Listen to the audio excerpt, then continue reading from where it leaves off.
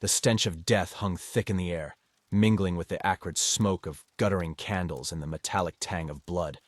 I fought the urge to gag as the hooded figure before me droned on, their voice a raspy whisper that seemed to slither into my very soul.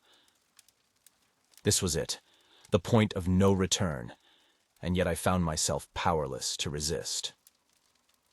"You have been chosen," the figure rasped, raising a gnarled hand toward me. "Your unfinished business binds you to this plane, a tether that cannot be severed until your soul finds release." I wanted to scream, to run, to escape this nightmare, but some unseen force held me in place. Memories flickered through my mind, the horrors of the battlefield, the faces of those I had failed to protect. Their silence accused me, their vacant stares a constant reminder of my sins. The figure's chanting grew louder, the words twisting into an unholy litany that set my teeth on edge. Tendrils of darkness snaked out from the depths of the ritual circle, wrapping around my limbs and pulling me inexorably forward. I thrashed against the inky bonds, but they only tightened their grip, drawing me closer to the figure's outstretched hand.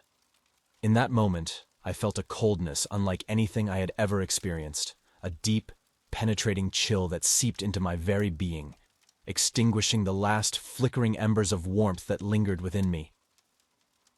And then, just as I thought I could bear no more, the darkness retreated, and I found myself gasping for air, my spectral form hovering above the ritual circle. But as I looked down at my translucent hands, something felt different, a weight and solidity that hadn't been there before. Impossibly, I was clad in armor, a twisted amalgamation of metal and bone that seemed to have been forged in the depths of some unholy forge. Wicked spikes and jagged edges adorned the demonic plates, their surfaces etched with runes and sigils that seemed to writhe and pulse with an otherworldly energy. As I raised my hands, I felt the weight of a sword materialize in my grip, its blade a twisted amalgam of steel and shadow. The hilt was adorned with a leering skull, its empty sockets seeming to bore into my very soul. "Welcome to the Revenant Corps," the figure intoned, its hollow eye sockets fixing me with a soulless stare. "Your eternal vigil begins now." I looked around, and to my horror, I saw that I was not alone. Other spectral forms had taken shape, each one clad in their own nightmarish regalia. Corporal Harris stood resolute, his armored form bristling with wicked barbs and hooked blades. Private Jenkins was a vision of terrifying beauty, her lithe frame encased in a form-fitting suit of spiked plates, twin serrated blades clutched in her ghostly grip. But it was Captain Reynolds who commanded my attention, his hulking form encased in a behemoth suit of jagged armor that seemed to radiate an aura of malevolent power. In his hands, he clutched a massive battle-axe, its blade etched with blasphemous runes that seemed to pulse with an unholy light. As the weight of those words settled upon me, I felt a new presence stirring within, a whisper of darkness that promised an end to my torment, a release from the burdens I carried. It caressed my mind with honeyed lies, offering oblivion, a final respite from the guilt and anguish that had plagued me for so long. Part of me yearned to surrender, to let go of the chains that bound me to this wretched existence. But even as the darkness beckoned, a flicker of defiance burned within me, a stubborn refusal to succumb to its seductive whispers. I tightened my grip on the spectral blade, feeling its otherworldly energies pulsing through me, imbuing me with a strength and resolve that I had thought long since lost. I was a soldier, damn it, and I would not go gently into that endless night. As I gathered my resolve, the other Revenants turned toward me, their spectral gazes weighing heavily upon me. In their eyes, I saw the shared anguish that united us, the silent understanding that we were all prisoners of our own making, trapped by the choices that had led us to this point. But there was something else there too, a glimmer of defiance that burned brighter than the darkness that had birthed us. We were warriors, forged in the fires of our own suffering, bound not by the frailties of flesh and blood, but by an unbreakable bond that transcended the boundaries of life and death. The hooded figure raised its skeletal arm, and a shimmering portal yawned open before us, revealing a twisted landscape of nightmarish proportions. Your first mission awaits, it rasped, its voice grating like nails on a chalkboard. Prove yourselves worthy of the dark gifts you have been granted, or be consumed by the shadows that birthed you. As one, we turned toward the portal, our armored forms coalescing into a unified front. The darkness might whisper its false promises, but we would not be swayed. We were the Revenant Corps, unholy knights bound by an eternal vigil, and our blades would taste the essence of the damned. With a silent nod, we stepped through the portal, embracing our newfound purpose and all the horrors that lay beyond. For in that moment, we understood that the true terror was not the twisted realms we would traverse, but the demons that lurked within the shadows of our own souls. The world beyond the portal was a twisted mockery of reality, a nightmarish realm where the boundaries between the physical and the ethereal blurred into a sickening haze. As we emerged from the shimmering gateway, our spectral forms rippled and contorted, adapting to the warped physics of this alien place. The weight of my demonic armor felt oppressive, the jagged plates seeming to constrict my movements with their wicked edges. But as I tightened my grip on the twisted blade, I felt a surge of dark energy coursing through me, imbuing me with an unholy strength that defied the laws of the mortal realm. Corporal Harris solidified first, his armored form bristling with barbed plates and cruel hooks. His ghostly blade materialized in his grip, its wicked edge glowing with an angry crimson hue that cast flickering shadows across his spectral features. Private Jenkins emerged beside him, a vision of terrifying grace, her lithe form encased in a suit of spiked plates that seemed to shift and writhe with every movement. Her twin blades shimmered into existence, their serrated edges honed to a razor's edge by the weight of her unfinished business. Captain Reynolds was the last to take shape, his hulking form a towering bastion of malevolent power.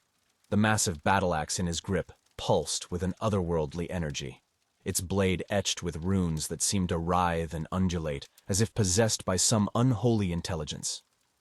"Stay sharp," he rumbled, his voice a haunting echo of the commands he had once issued on the battlefield. "This realm is alive with horrors beyond our ken." No sooner had the words left his spectral lips than a bone-chilling wail rent the air, a sound that seemed to emanate from every corner of this twisted realm. It was a cry of pure anguish, a soul-rending lament that burrowed deep into our ethereal forms, sending tendrils of dread slithering through our spectral essence. We moved as one, our ghostly weapons raised and at the ready, their otherworldly blades glowing with eldritch energies. Harris's rifle took shape first, its spectral barrel pulsing with an ominous crimson light that cast eerie shadows across his armored form. And then they came, emerging from the shadows like nightmares given form. Twisted amalgamations of flesh and shadow, their forms shifting and contorting with every agonized step. These were the denizens of this realm, I realized, the lost souls who had succumbed to the darkness, their humanity stripped away by the relentless torment of their own making.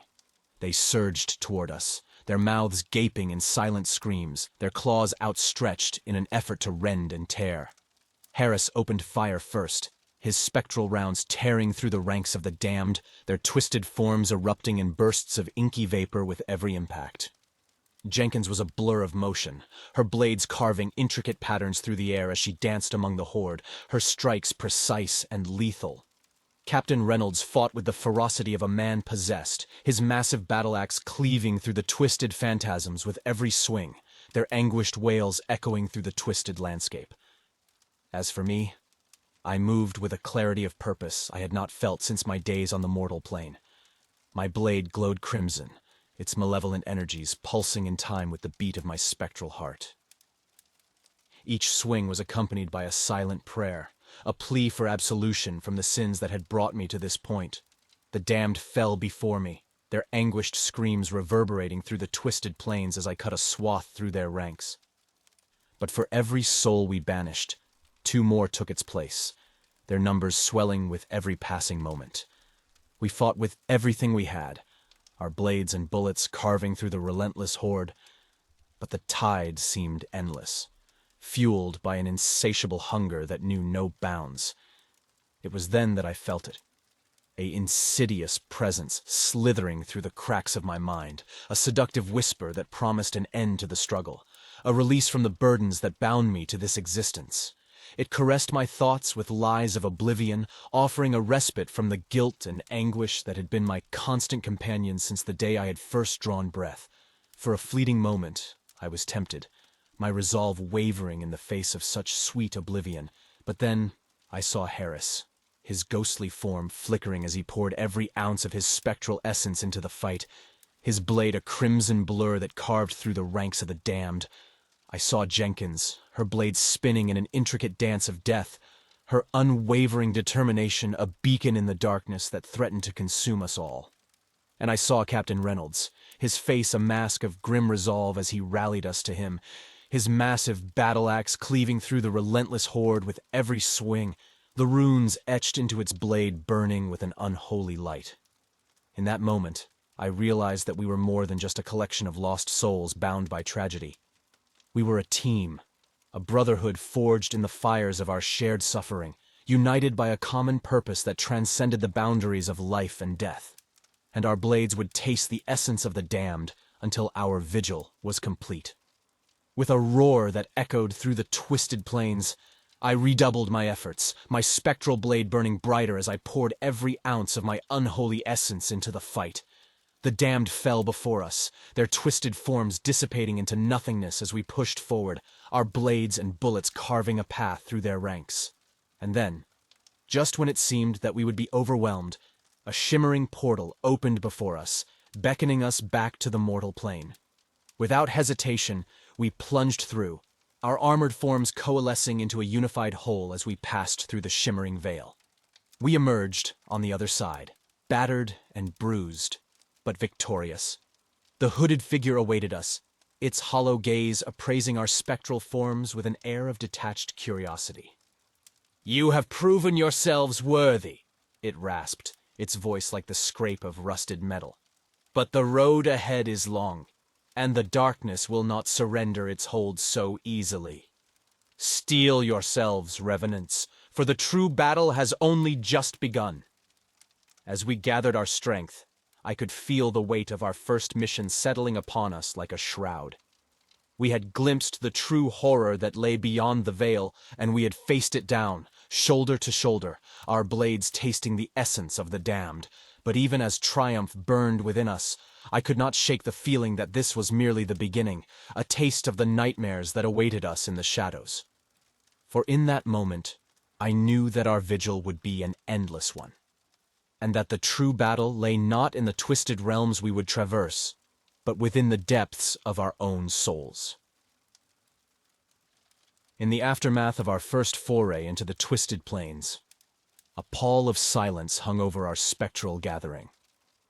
We had emerged victorious, our blades stained with the essence of the damned, but the weight of our ordeal had left its mark upon us all.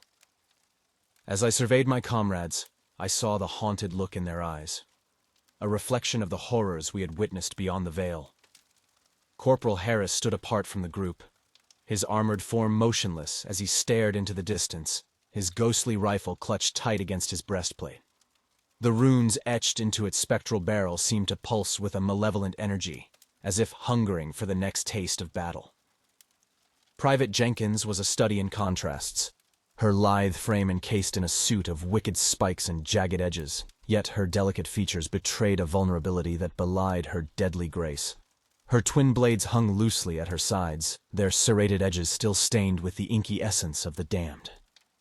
But it was Captain Reynolds who commanded my attention, his hulking form radiating an aura of barely contained fury. The massive battle-axe in his grip seemed to thrum with unholy power, its rune-etched blade pulsing with a sickly crimson glow that cast flickering shadows across his spectral features. "This was merely the first taste of what awaits us," he rumbled, his voice like the grinding of tectonic plates. "The darkness will not surrender its hold so easily, and we must be prepared to meet its onslaught head-on." His words seemed to rouse us from our reverie, and I felt a renewed sense of purpose stirring within me. We were the Revenant Corps, unholy nights bound by an eternal vigil, and our blades would taste the essence of the damned until our vigil was complete. But even as I steeled myself for the battles to come, I could not shake the insidious whispers that slithered through the cracks of my mind. The darkness was ever present, a seductive presence that promised an end to our torment, a respite from the burdens that bound us to this wretched existence. I could see it in the others, too. The way Harris's grip tightened on his rifle, the way Jenkins' gaze seemed to drift inward, the way Reynolds's jaw clenched as he fought to maintain his iron resolve. The darkness was a siren's call, beckoning us to surrender ourselves to its sweet oblivion. And then, without warning, the hooded figure appeared before us, its skeletal form seeming to coalesce from the shadows themselves. "Your vigil is far from over," it rasped, its hollow gaze boring into us. "A new threat has emerged. One that threatens to unravel the very fabric of existence." A shimmering portal yawned open behind the figure, and through its shifting vortex I caught glimpses of a realm unlike any we had yet encountered. Twisted spires of obsidian loomed against a sky of swirling crimson, their jagged peaks piercing the roiling clouds like the talons of some vast, unknowable beast. "You must venture into the heart of this domain," the figure continued, its raspy voice grating like nails on a chalkboard. "There, you will find the source of this new darkness, a malevolent force that seeks to consume all in its path. Fail, and the realms will be consumed by a nightmare from which there can be no waking." As one, we turned toward the portal, our armored forms coalescing into a unified front. But even as we prepared to step through the shimmering vortex, I could feel the tendrils of doubt snaking their way into my mind. What if we were not strong enough to withstand the horrors that awaited us? What if the darkness proved too seductive, too tempting to resist? These thoughts gnawed at me, whispering of failure and damnation, of a fate worse than the oblivion we had been promised. But then I looked to my comrades, these spectral warriors who had fought by my side, their blades tasting the essence of the damned. I saw the resolve etched into their spectral features, the unwavering determination that burned brighter than the darkness that sought to consume us. And in that moment, I knew that we would not falter. We were bound by an unbreakable bond that transcended the boundaries of life and death. Our swords would carve a path through the heart of the nightmare, and our vigil would endure, no matter the cost. With a silent nod, we stepped through the portal, our armored forms rippling and contorting as we passed through the shimmering vortex. The twisted realm beyond beckoned, its nightmarish spires looming like the bones of some vast eldritch beast. And as we emerged into that hellish domain, our blades burning with unholy light, I knew that the true battle had only just begun. For the darkness was not merely a force to be reckoned with. It was a siren's call, a seductive whisper that threatened to unravel the very fabric of our souls.